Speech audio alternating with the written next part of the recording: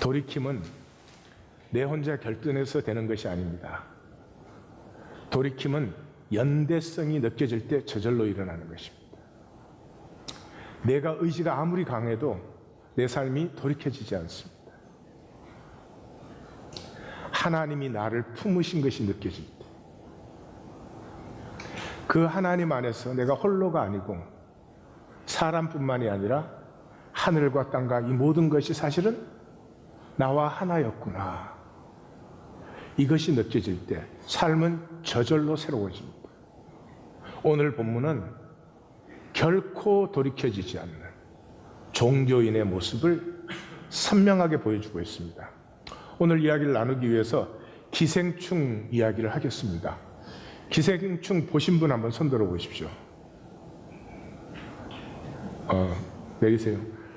말도 안 들으면서 영화는 많이 보는구만.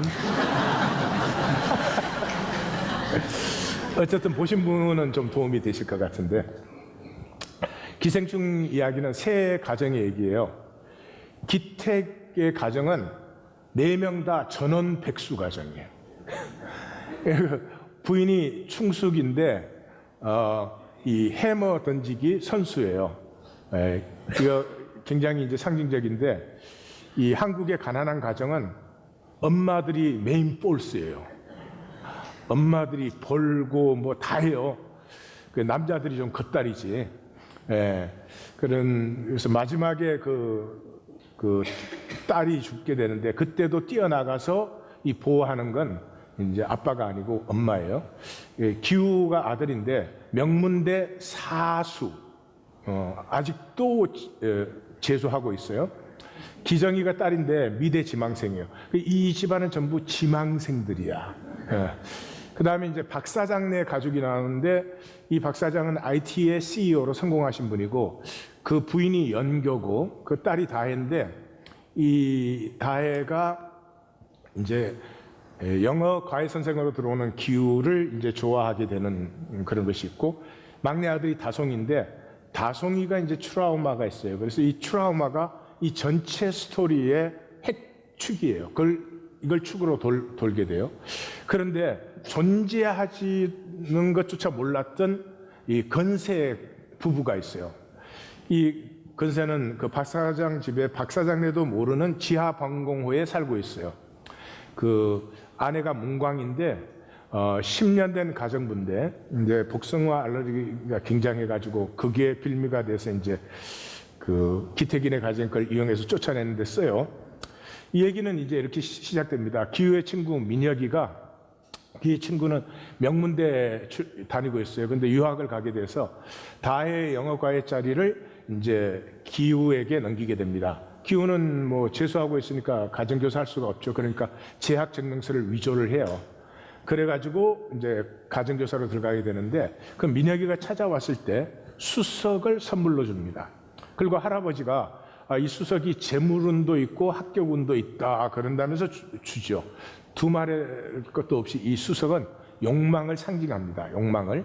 그래서 이 수석이 이 가정에 들어오면서부터 가난하지만 멀쩡했던 가정이 뭐 위조, 사기, 결국에는 살인까지 하게 되는 그런 가정이 되고 맙니다.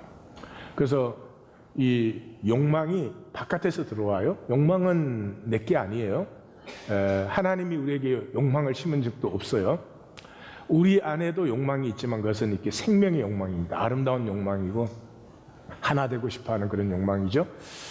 하여튼 이 기우가 다혜의 가해 선생으로 들어오면서부터 기정이가, 여동생 기정이가 일리노이 주립대를 졸업했다는 또 거짓말을 가지고 제시카라고 다송의 미술 선생으로 들어오고, 엄마는 문광, 10년째 그 문광을 쫓아내고 가정부로 들어오고, 또 아버지 기택은 윤기사라고 하는 그 착실한 기사를 쫓아내고, 이게 다 거짓말 이런 걸로 쫓아내요.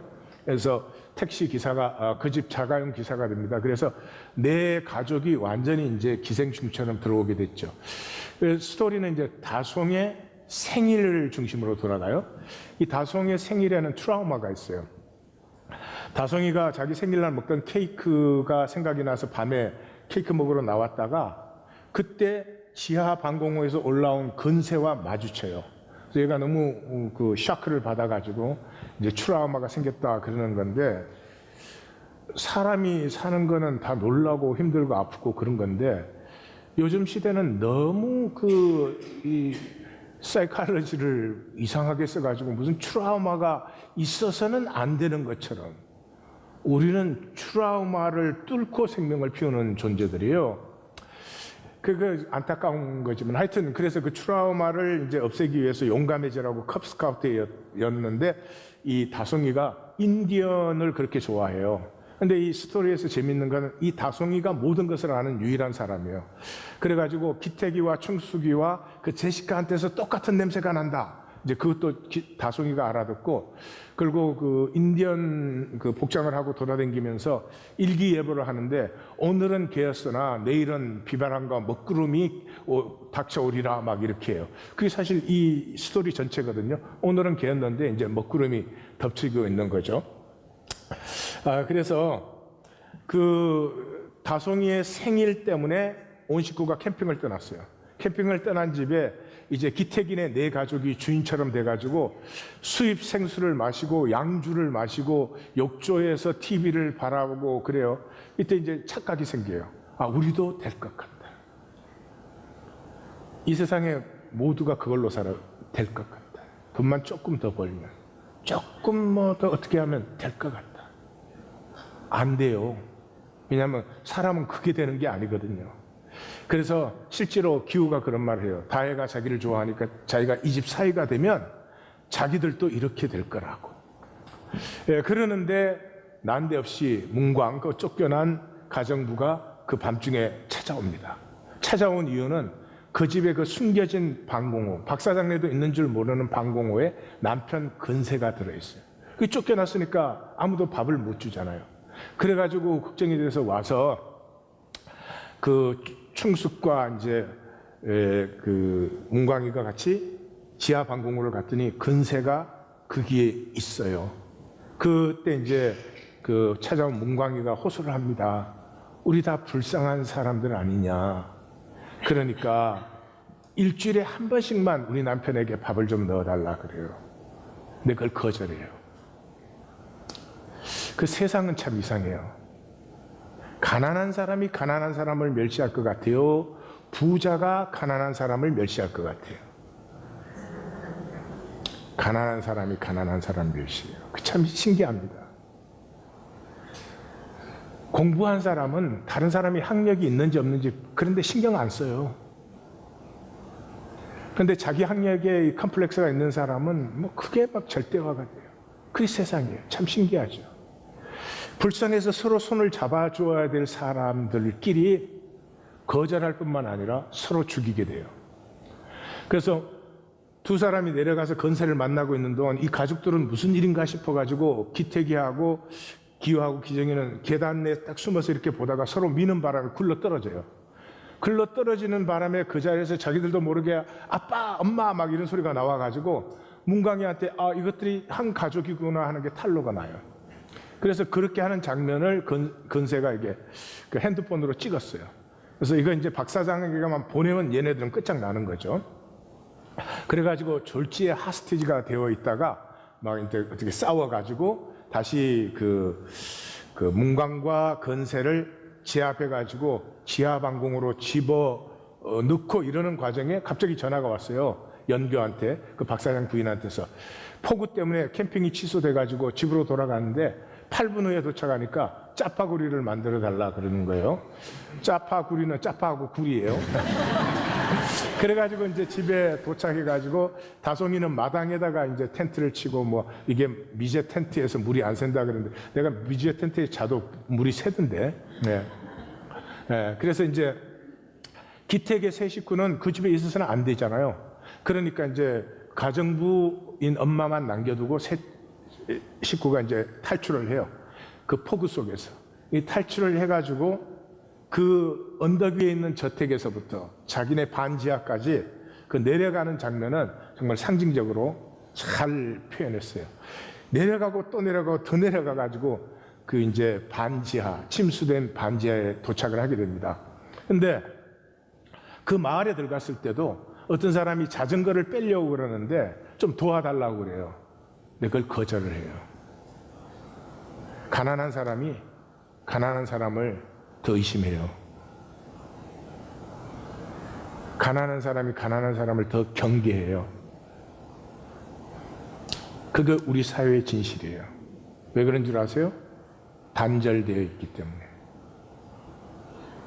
이 단절의 문제는 그 봉준호 감독이 표현하려고 한 건지 스토리 진행이 그렇게 된 건지 그건 잘 모르겠는데, 제가 감독을 했다면 거기에다가 스파트라이트를 넣었을 것 같아요. 그래서 물에 잠긴 그 반지하의 집에 갔더니 그 수석이 물에 떠올라요. 이 장면은 저는 마음에 안 들어요. 돌이 어떻게 물에 떠올라? 하여튼 돌이 떠올라요. 그래서 기우가 그 돌을 안고 이제 온 식구들이 그 수재민 대피소로 갑니다. 그 아버지가 너는 왜 돌을 그렇게 품고 있냐, 보듬고 있냐 그러니까 아니 돌이 자기한테로 왔다 그래요. 그게 상징적이죠. 욕망은 내게 아닌데 바깥에서 내 걸 이렇게 왔어요. 근데 우리가 평생에 그걸 보듬어 안고 살아요. 욕망에는 능력이 없어요.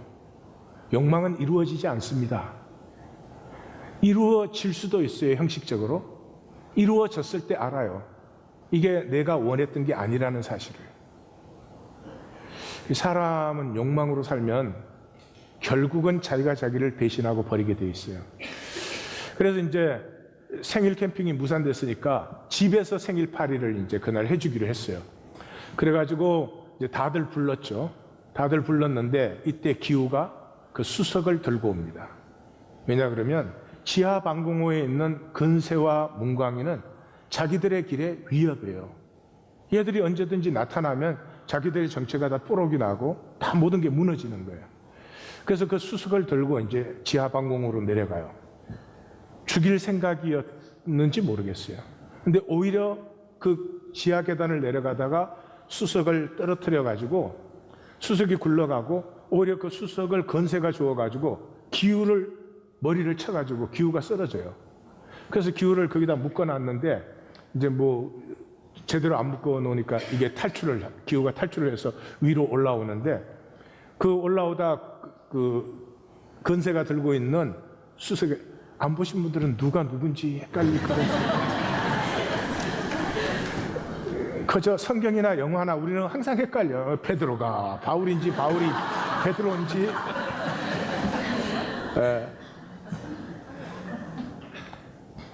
그래서 그 건세가 세 번이나 그 머리를 쳐요. 쳐가지고 쓰러지고 쓰러진 걸 또 치고 이렇게 해서 막 피가 줄줄 흐르죠. 그러는 건세는 이제 그때 그 이제 지하실에서 올라온 데가 부엌이에요. 그래서 부엌 칼을 들고 바깥으로 나갑니다. 근데 그때는 이제 그 생일 파티의 메인 이벤트가 진행이 되려고 하는 건데 그 다송이의 미술 선생인 기정이가 케이크를 들고 이제 쫙 나타나면은 이제 기택과 그 박사장이 인디언을 해가지고 그 케이크를 이제 그 훔치려고 그 가지려고 이제 달려들면 그때 이제 다송이가 그걸 물리치는 거예요. 그렇게 해서 뭐 트라우마를 이제 벗어나게 하는 거예요. 하여튼 뭐 그렇게 돼야 되는 장면이에요. 그런데 갑자기 건세가 나타나가지고 그 기정이를 칼로 찔러요. 그래서 기정이가 쓰러지죠. 그 기태기는 지금 아들 기우는 머리가 깨져가지고 피가 흐르고 딸은 칼에 찔려서 피가 흐르는 걸 보고 있어요. 근데 이 건세가 올라와서 기정이를 찌르기 전에 이 다송이와 눈이 딱 마주쳐요. 그 다송이는 그때 밤에 자기가 귀신인 줄 알고 봤던 그 얼굴과 마주쳤죠. 그래서 너무 충격이 심해가지고 얘가 쓰러져요. 그러니까 박 사장에게는 쓰러진 자기 아들 다송이밖에 안 보여. 기태기한테는 피 흘리는 자기 아들하고 딸밖에 안 보여. 그래서 박 사장이 다송이 병원 데리고 가야 된다고 막 그러는데도 기태기가 꼼짝을 못 하죠. 그러니까 그러면 열쇠라도 던져 그래요. 그래서 열쇠를 딱 던지는데 그 건세가 칼을 휘두를 때 그 아무도 꼼짝을 못 하는데 이 해머 던지기의 충숙 씨, 이 가난한 가정의 엄마, 그 가지고 그 이제 바비큐 하는데 한국은 그 꼬치가 쇠로 된 꼬치가 이렇게 길게 나와요. 영화에. 그러나 봐. 우린 짧잖아. 그래가지고 그 쇠꼬치를 들고 건새 옆구리를 찔러갖고 건새가 쓰러지고 이제 죽죠. 그러는데 해필이면 열쇠를 던졌는데 열쇠 떨어진 자리에 탁 쓰러졌네, 얘가. 그래서 할 수 없이 박 사장은 이렇게 몸을 들치고 열쇠를 빼내려고 그러는데 냄새가 너무 지독해가지고 이렇게 코를 막고 찡그려요. 그걸 보던 기태기가 달려들어서 박 사장을 죽여요. 그 장면도 제게는 너무 어색해요. 하여튼 어쨌든 그랬지만 기호하고 충숙이는 집행유예로 풀려나와요. 왜냐 그러면 건새가 칼을 들고 설쳤기 때문에 정당방위가 인정이 돼서 쏘긴 거는 그 학력 쏘긴 거 문서 위조니까 집행유예로 나오고, 그 박 사장을 죽인 기태기는 그날 행방불명이 됐는데 이제 지하 방공호로 들어가게 된 거죠. 그리고 집행유예로 나온 기호는 그 돌을 다시 자연에 돌려줘요. 그렇지만은 그 돌이 상징한 욕망은 떠나지를 않아요. 여전히 욕망 속에 사로잡혀 있어요. 근데 이제는 알아요.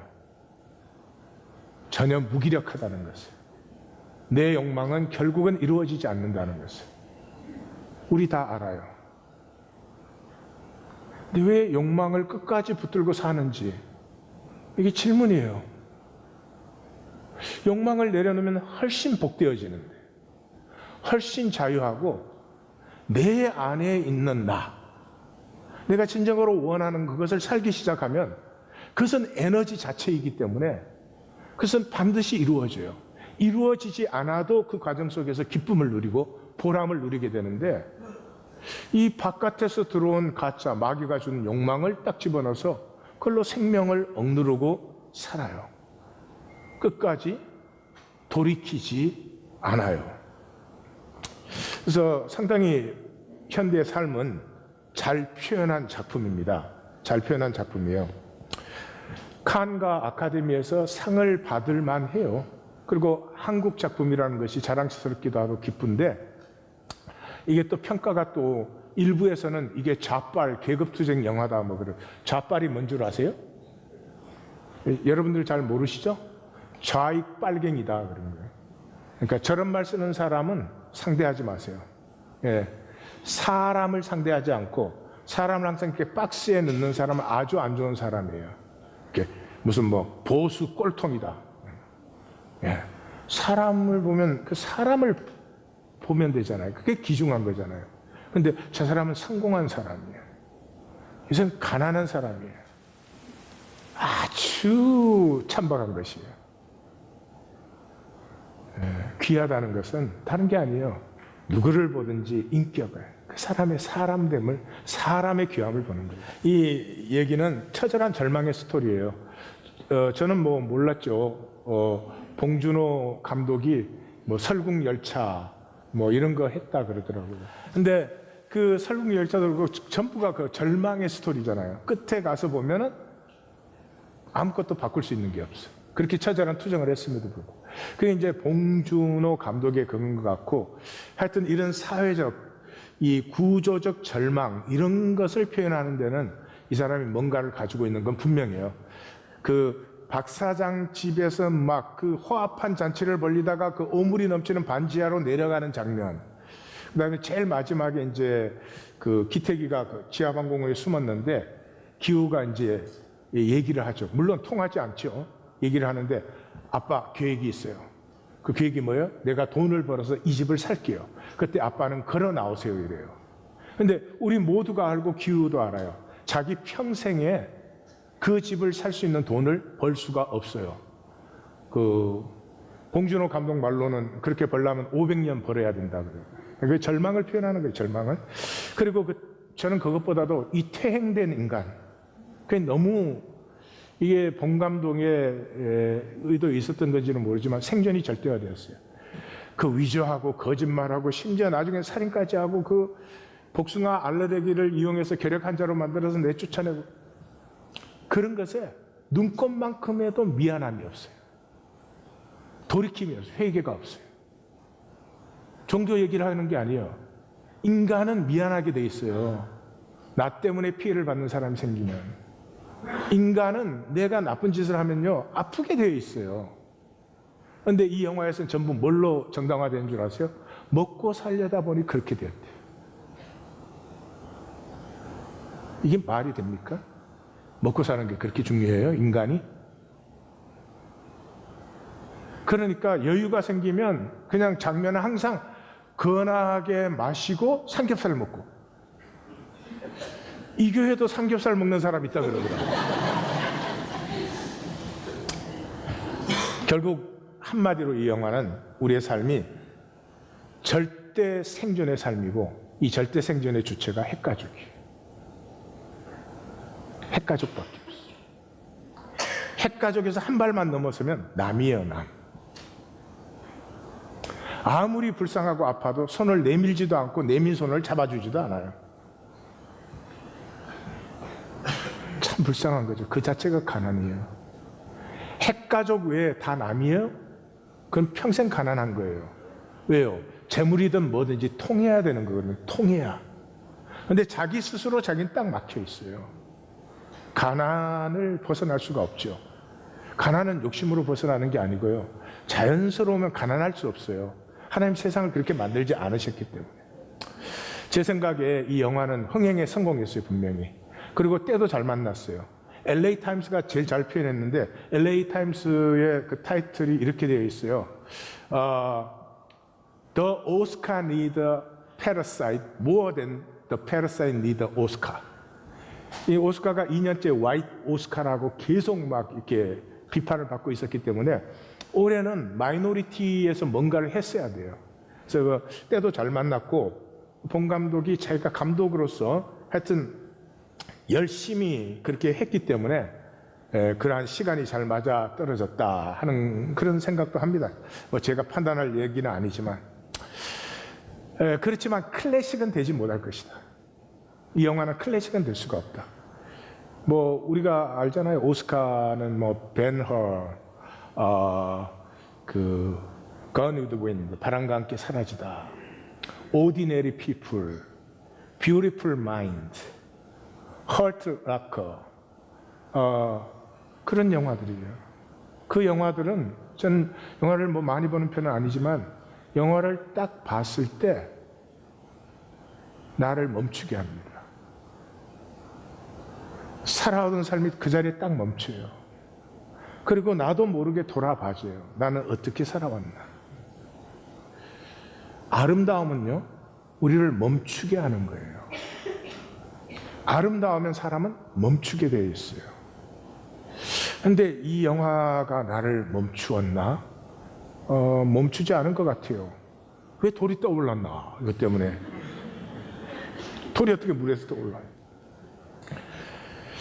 우리 인간은 역설적이지만 지옥에서도 인간이에요. 이게 아니면 예수님 그렇게까지 경고 안 하셨을 거예요. 우리는 하나님의 생명을 받았잖아요. 이게 없어지거나 지워지지 않아요. 천국으로 가고 그럼 문제 없잖아요. 근데 지옥으로 갔을 때 뭐 인간이 벌레가 됐다. 그럼 상관없잖아요. 벌레가 뭐 어떻게 사는지 신경 써요? 근데 지옥에서도 인간이잖아요. 사회가 구조적 절망을 가지고 있는 건 사실이에요. 그렇다고 인간의 본성이 없어지진 않아요. 이 작품이 클래식이 되려면 그 인간 내면의 묘사가 좀 더 실제적이어야 된다. 저는 그런 생각을 합니다. 자, 오늘 본문으로 돌아가서 이제 얘기할 시간이 있나 모르겠네. 돌이킬 수 없어요. 돌이킬 수 없어요. 하나님이 그 자리에 임재하시고 그 권능의 역사가 나타나는데도 돌이킬 수 없어요. 왜? 하나님의 가슴을 못 만나요. 하나님의 가슴을 만나면 우리가 하나라는 걸 알아요. 내가 하나님의 가슴을 딱 만나는 순간에 내가 홀로가 아니었구나. 하늘도 나하고 하나였고 땅도 하나였고 꽃도 이 모든 것이 하나였구나 하는 걸 그냥 느껴요. 근데 종교생활은 그거 없죠. 핵가족 외에는 아무것도 없어요. 회당에 손 한쪽 마른 사람이 있었어요. 이 사람 가지고 질문을 한 거 보면 이 사람은 가난하고 무시된 사람이에요. 이 사람이 회당에 유력한 사람이라 누가 감히 그 사람의 허락도 없이 질문의 대상으로 삼겠어요. 성경은 인류 역사에서 이 핸디캡을, 장애를 차별하지 말라는 유일한 책이에요. 우리 한국은 제 어릴 때만 해도 시각장애인 길에서 만나면 재수없다 그랬어요. 그러니까 재수없이 살아, 그 사람은.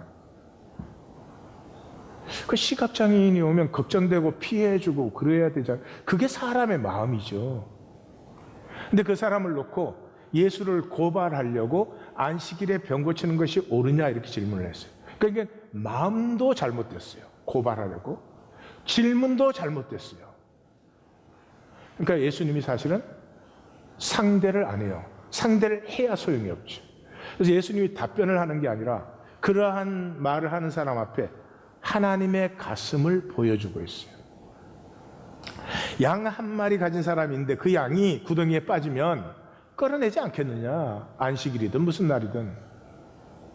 그러니까 지금 이 손 마른 사람이 하나님의 가슴에는 양 한 마리 가진 불쌍한 사람이에요. 그 해당에 그 차별하지 않는 그 말씀 때문에 나오기는 나오지만 실제로 안 나오는 것보다 더 못한 하나님의 가슴은 글로 가고 있어요. 잘난 해당장, 그 잘 지키는 바리새인들이 아니고. 그거 어떻게 알아요? 앞쪽에 나오잖아요, 아버지 가슴이. 나는 자비를 원하고 제사를 원치 않는다. 뒤쪽에 따라 나오잖아요. 나는 상한 갈대를 꺾지 아니하고 꺼져가는 심지를 끄지 아니한다. 사람이 양보다 얼마나 더 귀한데 안식일에 선을 행하는 것이 뭘 옳고 말고 할 얘기냐. 이 예수님에게서 나타나는 것은 아버지의 가슴이죠. 참 그 사람이 이렇게 손이 회복되면은 그렇게 달려가서 너무 기쁘고 감사하고 이렇게 만져보고 싶고 정말 그동안에 고생이 얼마나 많았는데 좀 허그하고 싶고 그게 사람 아니에요? 그런데 나가서 예수를 죽이려고 해요. 이게 종교인들이에요.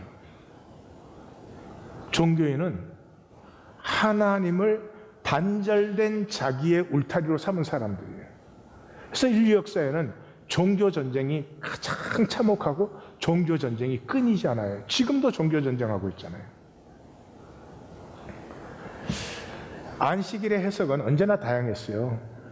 유대 역사 내내 안식일에 그 유대 문서를 보면 sore throat, 이 목 아픈 것까지도 안식일에 고쳐도 된다, 그런 입장도 있었고, 세례요한 공동체인 쿰란 공동체에는 사람이 죽어도 고치거나 돕지 말라 그랬어요.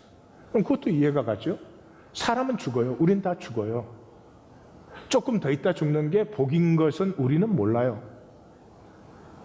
하나님의 절대적 주권을 신뢰하는 입장이죠. 그래서 사람이 사는데 꼭 그럴 수만은 없죠. 해석은 다양해요. 그게 당연한 거죠. 해석이 옳으냐가 중요한 게 아니죠. 하나님은 네가 옳은 입장이냐 그거 절대로 안 봐요. 어느 입장이든지 너의 진실이냐 그게 봐요. 그 진실이라는 말은 뭐예요? 하여튼 안식일에 사람이 죽어도 안 돌보든지 목 아프더라도 돕든지 그것이 너가 하나님을 공경하는 진실이 있느냐 이 말이죠. 종교에는 진실이 없잖아요. 우린 주일날 예배 드리잖아요. 예배에 진실이 있으면 삶을 변화시킵니다. 예배라는 건 월십, 가치를 중심에 세우는 거예요. 내가 하나님을 사랑하는 가치를 내 중심에 세우는, 여기에는 모든 능력이 들어있고 모든 복이 여기에 있어요. 왜 삶이 힘들어요? 욕망을 중심에 세워놨거든요. 욕망을 중심에 세워놨어요. 예배도 욕망으로 드려요. 되지가 않아요. 욕망은 가짜니까. 세상의 허상에서 들어온 거예요. 수석이에요, 수석.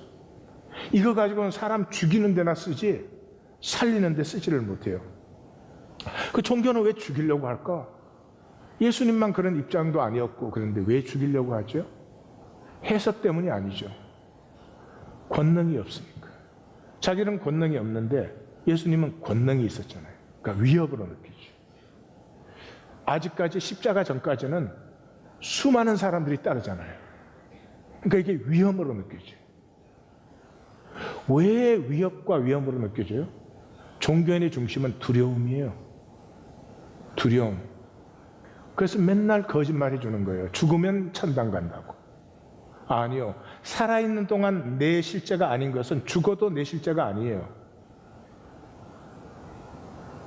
두려움이 중심에 있어요. 왜 두려움이 중심에 있어요? 진실이었기 때문에. 진실이었기 때문에. 네? 그 남자들이 되게 결혼해서 초기에는 굉장히 씩씩해요. 큰 소리 빵 치면서 문 들어가고 그래요. 근데 40대, 50대 되면 엄마 있냐? 왜 그래요? 가짜로 살았으니까. 그 아내와 가정과 자녀들을 진실로 섬긴 사람은 당당하죠. 물론 맞지도 않고. 네. 네. 여러분, 두려움은 딴 걸로 없어지지 않아요. 진실되면 없어져요. 진실이 없는 사람이 뭐를 해요? 사람이 만든 것으로 자기 힘을 삼아요. 전통과 의식. 나는 주의를 지킨다, 뭐 이런 거. 자기가 지키는 주의를 지키면 뭐하고 안 지키면 뭐예요? 달라지는 게 뭐가 있어요? 그렇지만 내가 지키는 거잖아요. 그러니까 나의 의로 삼아요. 다른 사람이 안 하면 막 정죄 판단해요. 왜 그런 전통과 의식을 지키죠? 위협과 위험 때문에. 가장 위험한 위협이 뭔 줄 아세요? 하나님의 가슴이에요. 아버지의 가슴이에요. 사랑의 진실이에요. 사랑의 진실을 만나면 끝장나버려요. 더 이상 내 마음대로 못해요. 제자가 스승한테 물었어요. 사랑이 무엇입니까? 스승이 대답했어요. 두려움이 없는 거지. 제자가 물었어요. 우리는 무엇을 두려워합니까? 스승이 대답했어요. 사랑이지. 사랑하면 내 힘은 내려놔야 돼요. 사랑하면 상대를 섬겨야 돼요. 가장 두려운 것이. 그러므로 종교인은 자기의 행위로 자기의 의를 만든 종교인은 절대로 돌이킬 수 없어요. 거짓을 정당화시켰잖아요. 이런 종교의식 드리는 걸 예배라고 정당화시켜놨잖아요. 이게 하나님 사랑하는 거라고. 이게 정말 하나님을 가장 아름다운 가치로 섬기는 거라고. 거짓인지 다 알아요? 우리 시스템 안에서 정당화되어 있으니까. 왜 종교로 살까? 이 종교로는 생각해 볼수록 살 이유가 없는데 우리 모두는 종교로 살아요. 이유는 간단한 것 같아요. 욕심대로 살 수 있으니까. 종교생활은 하나님 주여 주여 하지만 내 마음대로 하잖아요. 내 마음대로 하잖아요. 그러나 기억하십시오. 욕심대로 살 수 있지만 욕심대로 안 돼요. 이런 면에서 기생충은 참 우리의 삶의 위선과 거짓을 정확하게 보여주고 있죠. 욕심대로 안 돼요. 욕심은 내 것이 아니고 하나님이 내 안에 심은 욕심이 아니에요. 하나님이 내 안에 심은 욕망은 아름다워지고 싶고 더 사랑하고 싶고 살수록 나라는 존재가 더 좋아지는 그런 욕망을 주셨지, 어디에 돌 들고 사기치고 위조하러 다니는 그런 욕망은 주신 적이 내게 아니에요. 내게 아니기 때문에 내려놓으면 생명이 피어나기 시작해요. 생수의 강이 솟기 시작해요. 욕심을, 간단한 얘기 아니에요? 부부 사이에 한쪽이 자기 인간적인 욕망을 내려놔봐요. 그러면 상대방이 그래요. 여보 왜 그래? 일찍 죽으려고? 팔자를 바꾸면 죽는데 종교는 거짓의 본산이에요. 말과 삶이 다를 수밖에 없어요. 말과 삶이 종교 안에서는 다를 수밖에 없어요. 그게 하나님의 섭리예요. 거기에 우리를 담으셨잖아요. 뭐 하라고? 어찌 앓고 깨어지라고. 이 종교는 가장 아름다운 것을 얘기하잖아요. 이 종교는 가장 아름다운 것을 꿈꾸잖아요. 그러면서도 거짓되고 추악하고 천박한 나는 그대로 있잖아요. 어찌할꼬. 내가 나에게 뜨악하면 옛삶은 끝나고 새 삶이 피어나요. 중독자 상담에서는 항상 느끼는 거지만 그 약을 쓰거나 뭘 맞아야 되거나 이런 뭘 피우거나 그런 내가 뜨악해지면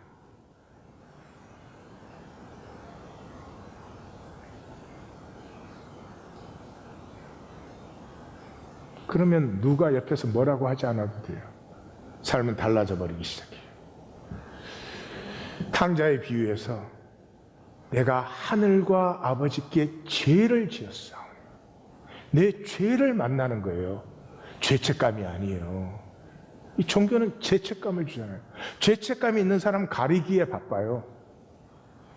그런데 죄를 딱 만난 사람은 더 이상 내가 나를 주장할 수가 없어요.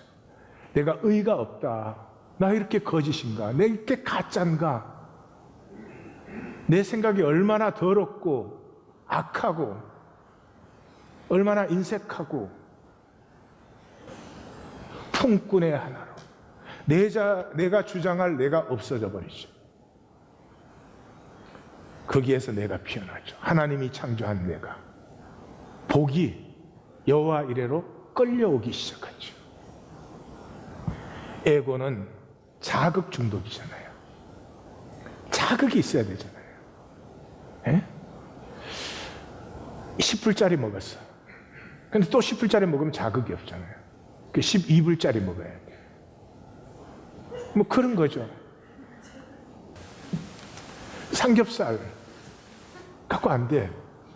오겹살이라는 게 나와요. 야, 그 진짜인지 가짜인지. 그 오겹살 갖고 안 돼. 무슨 오겹살? 흑돼지 오겹살. 자극은 어디에 오는 거예요? 육체에 오는 거예요, 육체에.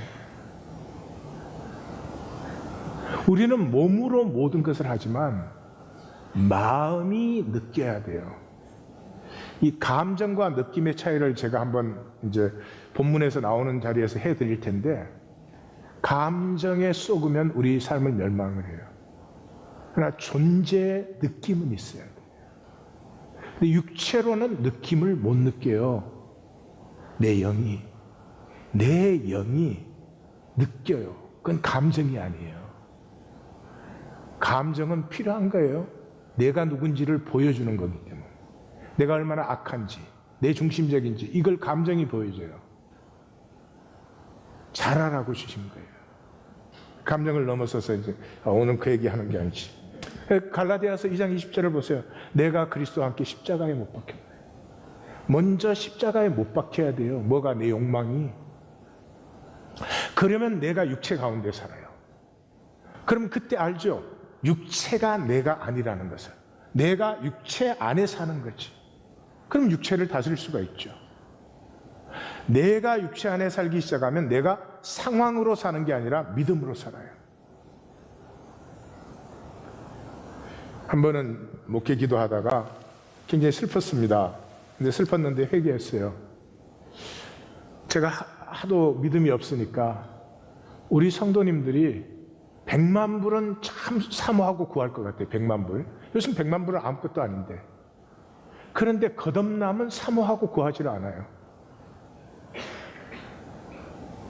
거듭남은 단절된 삶을 살던 사람이 하나된 삶을 사는 게 거듭남이에요. 이 핵가족만 나이 든 사람이 천지와 우주가 내가 하나인 걸 무한 부요가 피어나 생수의 강이 솟는데 그건 사모하지 않아요. 돈 100만 불은 생명 걸 것 같은 그런 느낌이 들었어요. 그런데 기도 끝나고 나서 보니까 내가 참 믿음이 없는 거더라고요. 내가 하나님 바라보지 않고 자꾸 사람을 바라보니까, 사람을 향해서 목회를 하고 있으니까 이렇게 속임을 당하는 거죠. 거듭남까지 우리는 죽임의 사람들이에요. 생명을 몰라요. 사람에게는 마음이 있잖아요. 이 마음은 하나님의 마음을 받은 거잖아요. 그러니까 하늘과도 대화할 수 있고 땅과도 대화할 수 있고, 통하면서 모든 것은 풍성해져요. 남편과 아내의 대화가 풍성해지면 삶이 풍성해져요. 우리는 세상 그 욕심, 내 것이 아닌 것에 쏘가서 단절된 핵가족, 그거밖에 없어요. 나에게는. 그 삶은 생명의 풍요를 절대로 알 수가 없어요. 결코 행복해지잖아요. 행복은 나눔에서 오는 것이니까. 거듭나면 돌이킨다. 너를 이겨 나 지키는 에고에서 생명을 피워 더불어 살기로. 내가 참으로 사는 길은 함께 우리를 피우는 것이다. 내가 나를 지켜서 내가 살지 않아요. 함께 우리가 피어날 때 내가 사는 것이죠. 그건 가족 안에서도 그런 것이죠. 진정한 돌이킴은 우리를 기다리고 있어요. 열려 있어요. 성령이 임하시니까 뭐가 열렸어요? 통이 열렸잖아요. 서로 교통하기 시작했잖아요. 그래서 허상의 욕망이 쓰러지고 시냇가에 심은 나무와 같이 복되어지기 시작해요. 무엇을 만날 때? 말씀을 만날 때. 말씀에 뭐가 들어있어요? 아버지의 가슴이 들어있어요. 진실을 가꾸기 시작하면은요, 더 이상 자극에 그렇게 매달리지 않아요. 진실을 가꾸는 사람은 내 안에 있는 본질, 하나님의 형상, 이 생명이 자라나는 기쁨을 누릴 수 있어요. 지난주에 나누었던 엘자르프 비애처럼 자극에서 오는 어떤 일시적인 만족이 아니에요. 꾸준히 생명을 갖고 가고 자연을 살리고 숲을 살리고 사람을 살리는. 그래서 거듭나면 반드시 더불어 살기가 돼요. 이 시대 기독교는 회개해야 됩니다.